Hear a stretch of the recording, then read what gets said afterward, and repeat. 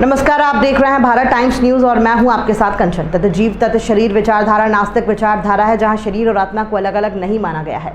आत्मा और शरीर के भिन्नता की विचारधारा आस्तिकवाद की विचारधारा है। अध्यात्म का जगत इस बात पर टिका हुआ है कि आत्मा अलग है और शरीर अलग है। आत्मा शाश्वत, अविनाशी और अमर है, शरीर नश्वर है। इसके आधार पर ही अध्यात्मवाद टिका हुआ है।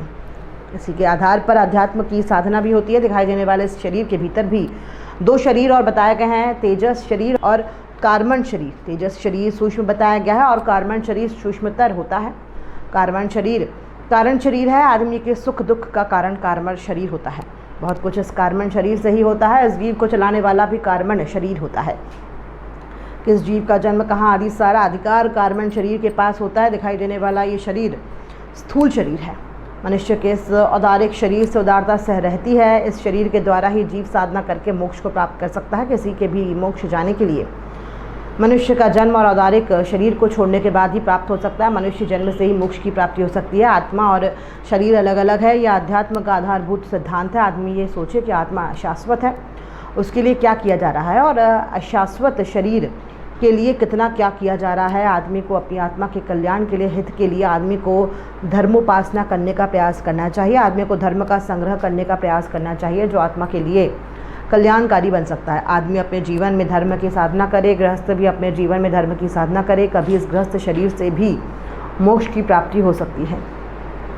उक्त पावन प्रेरणा जैन श्वेतांबा तेरा पंथ धर्म संघ के वर्तमान अधिष्ठाता योग प्रधान आचार्य श्री महाश्रमण जी ने सामुड़े में स्थित कन्या विद्यालय परिसर में आयोजित मंगल प्रवचन में उपस्थित जनता को प्रदान की। लगभग 20 वर्षों के बाद अपने आराध्य को अपने आंगन पाकर और उनकी मंगलवाणी का श्रवण कर सामुड़ी का जनता की हर्ष विभोर थी। इसके पूर्व कारखाना फाटा साकरी से युग प्रधान आचार्य श्री महाश्रमण जी ने अपनी धवल सेना के साथ मंगल प्रस्थान किया।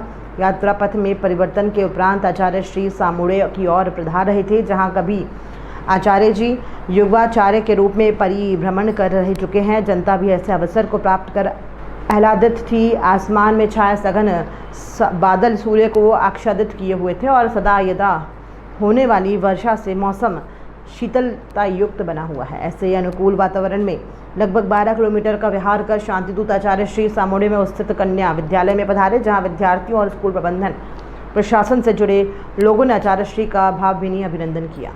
विद्यालय परिसर में आचार्य श्री के मंगल प्रवचन के उपरांत साध्वी प्रमुखाजी ने सामुड़े वासियों को उद्बोधित किया। विद्यालय की मुख्याध्यापिका मनीषा शिंदे, ब्रह्मा कुमारी, सुरेखा दीदी, ज्योति गोगड़ और दिनेश गोगड़ ने अपनी आस्था शक्ति अभिव्यक्ति थी। स्थानीय महिला मंडल नथमल गोगड़ और गोगड़ परिवार की बेटियों ने अपने अपने गीत का संगान किया।